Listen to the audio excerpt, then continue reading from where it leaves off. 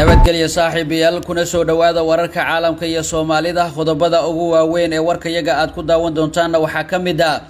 gaadiid dagaal ciidamada u fara badan iyo hub ay dawladda federaalka Soomaaliya maanta ka dirtay magaalada Muqdisho iyadoo ka dejisay magaalada Dhuusamareeb ee xarunta dawlad goboleedka Galmudug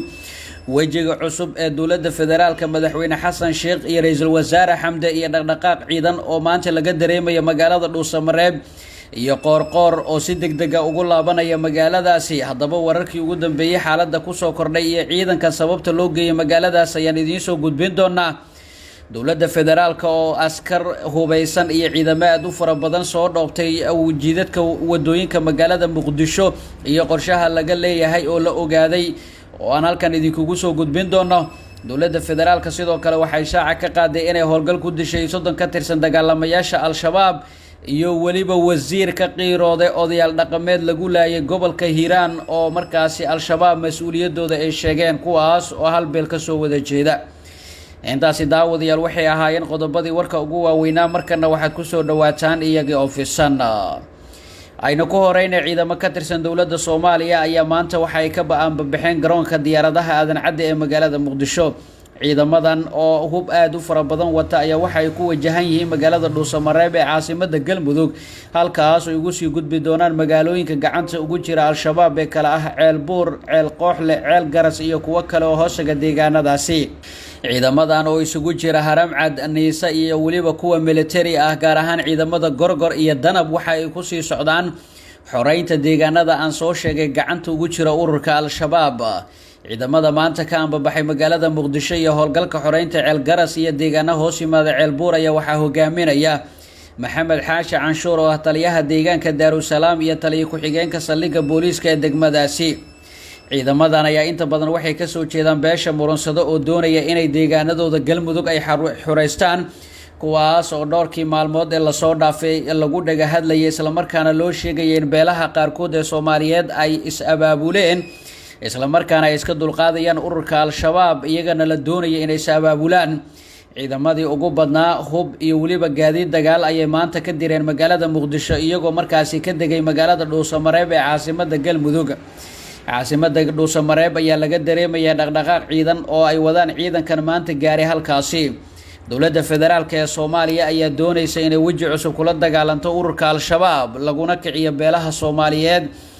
si ay uga saaraan deegaanada ay gacanta ku hayaan Ceel Buur, Ceel Garas iyo deegaanada kale ee ku dhow ayaa muddo waxa ku sugan ururka al-shabaab halkaas oo ay ka dhigteen markaasi fariisin aad u xoogan ciidamada shabaabka ee ku sugan deegaanadaas ayaa hadda walwal xoogan uu soo wajahay iyagoo bilaabay inay halkaasi ka farxadaan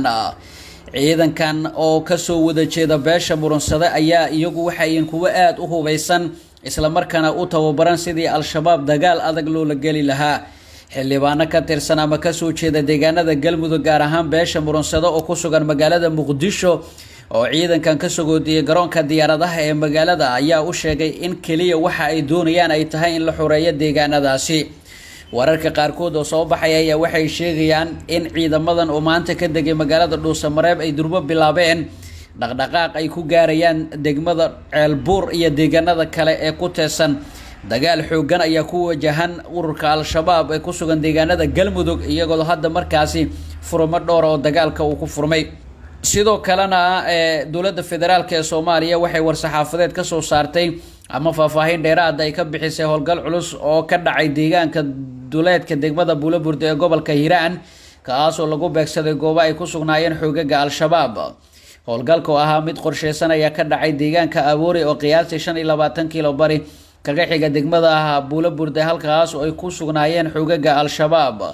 war-saxaafadeedka ka soo baxay dawladda Soomaaliya waxaa lagu sheegay in ciidamada xoogga dalka ay xalisaqdi dhexe gudaha u galeen deegaankaasi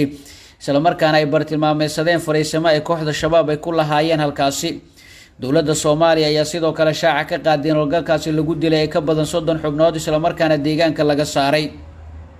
sidoo kale dawladda federaalka ee Soomaaliya ayaa xaqiijisay in ilaa 5 askari looga dhaawacay howlgal ka dhacay duleedka degmada Buulaburda ee gobolka Hiiraan ciidamada xoogga dalka oo sii hayay xogta dhagar qabayaasha ayaa gaarsiiyay jab xoogan iyadoo dhinaca kalena ay dhaawacyo soo gaareen 5 askari oo ka tirsan ciidanka xoogga ayaa lagu yiray war qoraal oo ka soo baxay dawladda federaalka ee Soomaaliya qodobkan ayaa ku soo aadaya iyadoo duleedka Buulaburde lagu dilay nabadoon ka soo jeeda gobolka Hiiraan waxaana dhacdadaasi warar iskhilaafsan ka soo saaray labada dhinac. dowladda ayaa sheegtay in al-shabaab u dhigtay qarax miina halka markaasi dhankeedana kooxdu ay shaaca ka qaadeen lagu dilay duqeyn ay fuliyeen diyaaradaha Mareykanka. si kastaba Hiiraan ayaa waxaa haatan ka socda dagaal culus oo u dhaxeeya kooxda al-shabaab iyo ciidamada xoogga dalka oo garab ka helaya maleeshiyaadka ururka al-shabaab. geesa kalena wasaaradda arrimaha gudaha Soomaaliya ayaa war ka soo saartay qarax lagu laayay nabadoono ka soo jeeda gobolka Hiiraan oo ka dhacay deegaanka Aqabooy oo u dhaxeeya degmooyinka Beledweyne iyo Buulaburde. qoraal ka soo baxay wasaaradda ayaa waxaa lagu sheegay in qaraxaasi oo miina ahaa lagu dilay ugu yaraan 3 nabadoon mid kalena lagu dhaawacay kuwaas oo ka soo jeeda beesha Baadacado oo ka mid ah beelaha Soomaaliyeed. wasaaradda arrimaha gudaha ee federaalka iyo dib u heshiisiintu waxa ay cambaareynaysaa falkii arxandarada ahaa ee kooxda dhaqarqabayaasha argagixisada al-shabaab ay xalay abbaaro 10kii fiidnimo ku beegsadeen kuna duleen qaar ka mid ah nabadoonada beesha Baadacado oo kala ahaa nabadoon Yuusuf Fiidow iyo wiilkiisa Ibraahim Yuusuf Fiidow,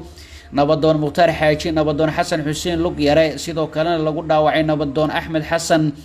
ayaa lagu yaray qoraalkaasi. sidoo kale wasaaradda arrimaha gudaha ayaa sheegtay in la shirqoolay nabadoonada iyagoo ku sii jeeday deegaanada al-shabaab si ay u soo daayaan markaasi shacab ay kooxdu xirxirtay. war-saxaafadeedka ayaa sidoo kale lagu sheegay in qaraxa loo dhigay ka hor inta aysan gaarin meesha ay u socdeen waxaanay wasaaraddu intaasi ku dartay in odayaasha ay hore u diideen lacaga iyo dhalinyaro ay askareeyeen al-shabaab siday hadalka u dhigtay. falkan oo ahaa shirqool iyo dhagar ay kooxda argagixisada u dhigeen odayaasha dhaqanka oo u socday inay soo daayaan shacab beesha oo u afduubnaa kooxda al-shabaab ayaa loo geliyey miino wadadii ay u safrayeen deegaanka Aqoobey oo ku yaala inta u dhaxaysa Beledweyne iyo Buulaburde ee galbeedka Hiiraan. nabadoonada ayaa waxaa hore u diideen ama geeyeen lacaga iyo dhalinyaro al-shabaab ay askareeyeen kuwaas oo mar kale lagu yiri qoraalka wasaaradda arrimaha gudaha. ugu dambeyntiina dhowr habeen ee la soo dhaafay magaalada Muqdisho waxaa lagu arkayay ciidamo hubeysan oo ka tirsan kuwa amniga isla markaana howlgalo qorsheysan ka sameynaya gudaha magaalada Muqdisho. ciidamada oo ah kuwa booliis iyo nabad sugid ka tirsan baaritaano ku sameynaya dadka iyo gaadiidka ay la socdeen ee bajaaj iyo baabuurta raaxada ahi. saraakiisha qaar ee laamaha amnigu waxay sheegeen amar sare oo madaxda qaranka uu ka dambeeyay howlgaladaasi si looga hortago weeraro lidi ku ah nabadgelyada. ciidamada amniga ayaa waxay bara kontarool ka sameeyeen laamiga lambar 4 aad gaar ahaan agagaarka guriga Cabdiqaasin Salaad Xasan ee degmada Hodan walow kontaroolkaasi yihiin kuwa guurguura oo marba meel ciidamada ay tagaan. habeen hore bajaaj hub lagu waday iyo raggii la socday ay ciidamada Niisa ay qabteen xilli ay mareysay meel ku dhow isgooska Holwadaag. shacabka ayaa loogu baaqay inay la shaqeeyaan ciidamada si iskaashi u dhexmaro. agaasimaha Niisa Mahad Maxamed Salaad ayaa wuxuu amar ku bixiyay in laga shaqeeyo sugidda amniga xamar oo ah ubuucda ay dowladda ku shaqeyso waxaana dadka qaar ay sheegeen in haddii la sii joogteeyo ay horgalada markaasi sii socdaan amnigana uu soo hagaagi doono. al-shabaab ayaa weeraro dilal iyo qaraxyo qorsheysan ka fuliya mararka qaar magaalada Muqdisho iyadoo weeraradooda kordhiyay tan iyo dowladda cusub ee madaxweyne Xasan Sheekh Maxamuud xilka loo doortay 15 May 2022. guud ahaan daawadayaal warka aad kala socoteen channelkan waa nageynta.